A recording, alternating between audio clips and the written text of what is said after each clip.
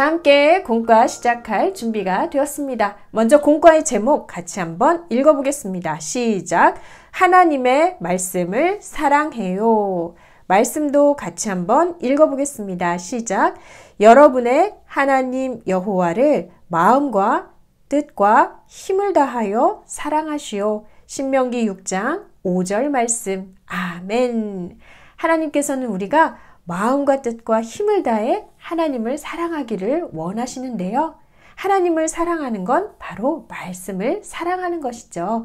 오늘 말씀 그림을 오리고 또 공과지에 붙여가며 주신 말씀 다시 한번 기억해 보도록 하겠습니다. 먼저 말씀 그림 오려보겠습니다.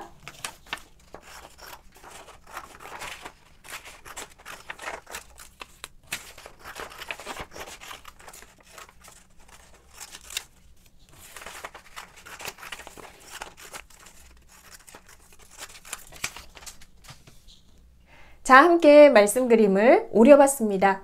말씀 그림을 오려서 공과지 옆에 순서대로 두었는데요. 이제 순서대로 붙여보겠습니다. 자, 오늘 말씀 제목이 뭐였죠? 하나님의 말씀을 사랑해요 였습니다. 말씀을 왜 사랑해야 할까요? 바로 하나님의 명령이기 때문입니다. 하나님이 원하시는 모습이기 때문이에요. 하나님께서는 이스라엘 백성들을 애굽에서 구원해 주셨죠. 그리고 모세를 통해서 이 명령을 하십니다. 어떤 거였나요? 하나님 여호와를 마음과 뜻과 힘을 다하여 사랑하라. 하나님을 잊지 말고 기억하며 섬기며 살아라 라고 명령하셨어요. 죄에서 구원받은 우리에게도 동일하게 적용되는 하나님의 명령입니다. 붙여보겠습니다.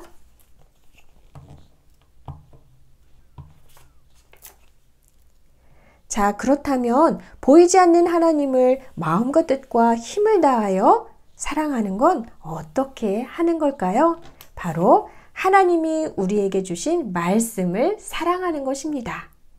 말씀이 우리의 생명이고 능력이고 힘이라는 사실을 믿고 하나님의 말씀을 사모하며 사랑하며 가까이 하는 것이죠. 붙여보겠습니다.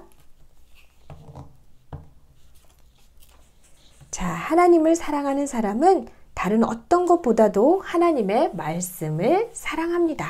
자, 일상 가운데서 어떻게 살아갈까요? 어떤 모습으로 살아가는 것이 하나님의 말씀을 사랑하는 걸까요? 밥 먹기 전 하나님을 기억하며 기도하고 자기 전에 말씀을 다시 한번 붙들고 또 말씀을 읽고 기도하며 또 말씀을 잘 듣는 것, 말씀을 가까이 하고 그 말씀을 잘 지킬 수 있도록 기도하는 것입니다. 붙여보겠습니다.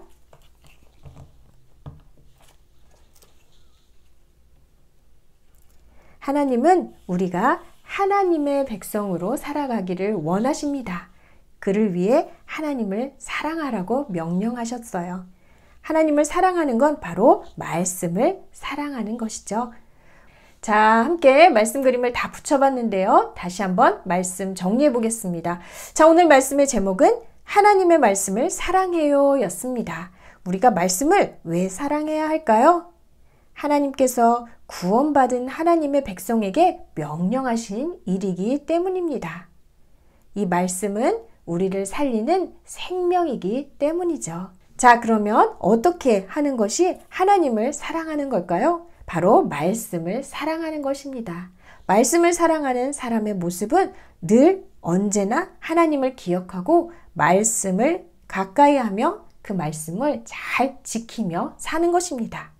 한 주간도 오늘 주신 말씀 잘 기억하며 하나님의 말씀을 다른 어떤 것보다도 사랑하며 하나님을 섬기는 저와 여러분 되시기를 간절히 소원합니다.